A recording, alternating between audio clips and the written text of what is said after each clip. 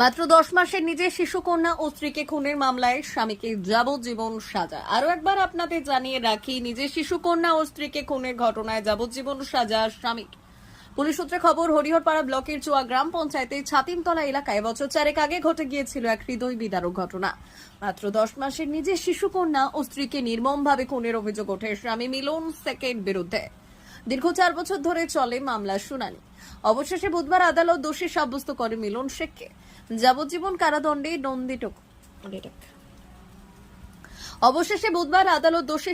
করে মিলন শেখকে যাবজ্জীবন কারাদণ্ডে দণ্ডিত করে। শিশুকন্যা ও স্ত্রী নৃশংস হত্যার ঘটনায় ন্যায় বিচারের প্রত্যাশা ছিল পরিবার ও এলাকাবাসী। আজকের এই রায়ে বিচার প্রক্রিয়ার উপর বিশ্বাস আরও একবার প্রতিষ্ঠিত হলো বলে মত আইন মহলে। একই সঙ্গে আদালতের রায়ে কিছুটা স্বস্তির নিঃশ্বাস ফেলেছেন নিহতদের পরিবার।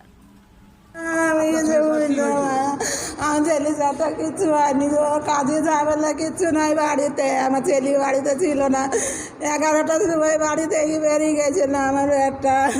আমার বাড়িতে ঝামেলা কাজে বাড়ির লোকের পাশের লোকে কেউ বুঝতে পারবে না গো।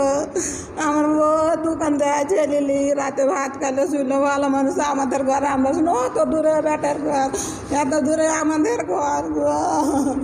আমাদের কি হয়েছে আমি তো দেখিনি, ছেলে শুয়েছিল না। আমাদের বাড়িতে ছিল না, যেদিন মরেছে সেদিন বাড়িতে ছিল না।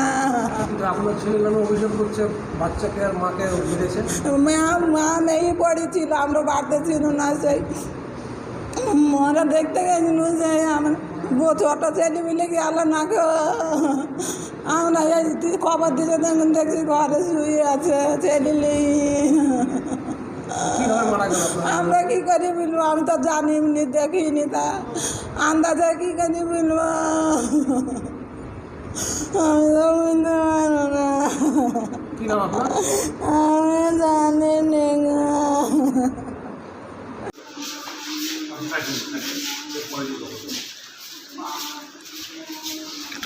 একটু আস্তে আস্তে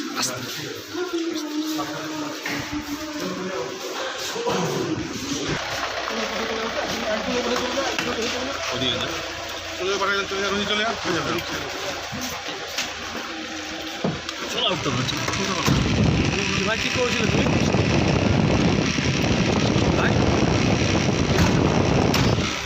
একদম শেষ না জোর, শেষ না জোর।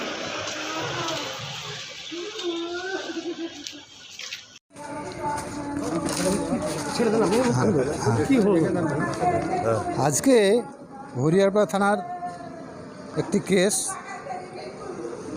262/20 ডেটেড